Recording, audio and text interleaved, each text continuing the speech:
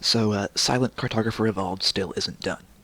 It is about 98 to 99% of the way there, though. What we're doing now is basically waiting on the lighting to finish rendering. So in the meantime, we want to drop a special Christmas present for you guys and show you a few of the cool new things we're doing with the map. The first is directional light maps. For the uninitiated, light maps are basically a texture that the engine uses to bake light sources into the map that would be way too complex to render in real time. The problem with Halo is that Halo's light maps only tell it about brightness and color. They don't give it any information about direction or where the light comes from. That's why normal maps and specular effects only show up under expensive dynamic lights like the flashlight or muzzle flashes. Directional light maps allow us to use 3 more light map textures, one for each direction in world space, to tell Halo where each light source is coming from. That allows normal maps and specular effects to show up on the entire level from light maps, which are the vast majority of the light in the level. This adds a really striking amount of detail and life to the environments. Ridges and indents on the sand are now clearly highlighted, and Forerunner metal finally starts to resemble actual metal. If you've made a Halo level or two, you probably already see what's going on here. And that's that the world geometry is drawing shadows over the ocean, something Halo's engine doesn't support.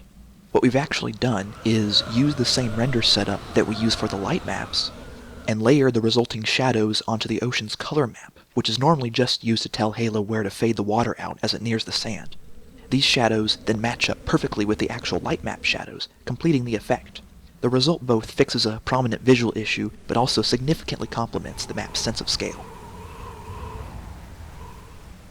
So that's the visual stuff, but we've been just as busy on the gameplay side of things.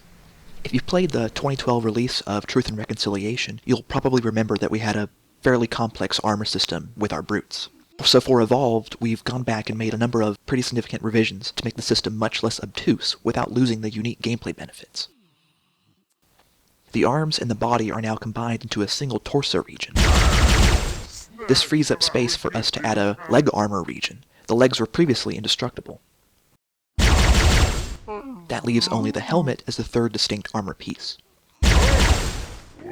The animations and effects have been enhanced, and health distribution's been rebalanced to help make it feel like your shots are having a more pronounced effect on the brute.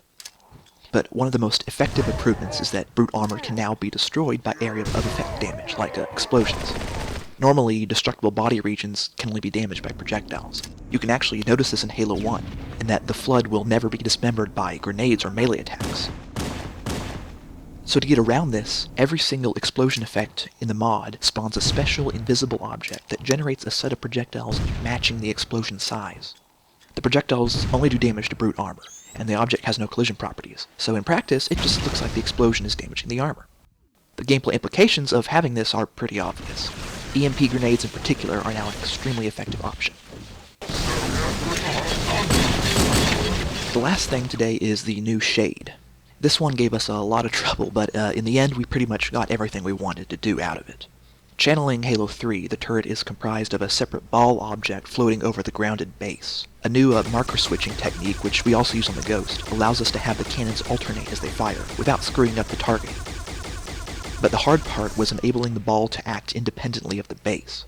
Getting this to work required constant manipulation of movement vectors through scripts, acting on each base and ball object pair, which has to be placed and created and set up manually and individually. But the result is that not only do we get more and more dynamic responses to the damage and destruction, a few new gameplay tactics open up this problem.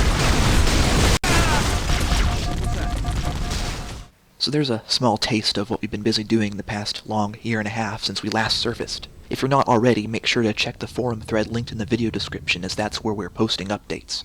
It's really not that long till we're done. Too early to say exactly when. Waiting on lighting is a really long and tedious process, but the hard part is over. We're almost there.